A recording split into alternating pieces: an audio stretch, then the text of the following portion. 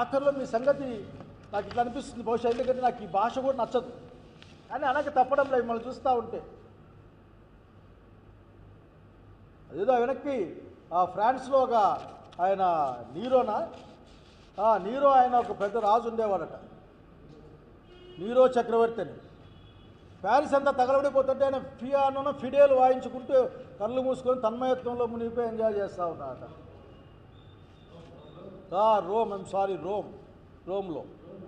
Rome నగరం తగలబడతా ఉంటే, అయ్యా ఇక రైతుల జీవితాలు తగలబడతా ఉంటే, రైతు భవిష్యత్తు మొత్తం బుగ్గిపాలవుతూ ఉంటే, మీరు ఈవెంట్లు, విమానాలు, పుట్టినరోజులు వగైరా లేకుంటే స్వాగతాలు, ఆహ్వానాలు ఈ రాష్ట్రానికి ఏమి పనికి రాకపోయినా అవి చేసుకొని జీవితాన్ని ఎంజాయ్ చేస్తున్నారు చెప్పరు కానీ, విలాసం అని చెప్పరు కానీ, ఒకటి మాత్రం వాస్తవం, దాన్ని విలాసం అనే అంటారేమో నా అనుమానం.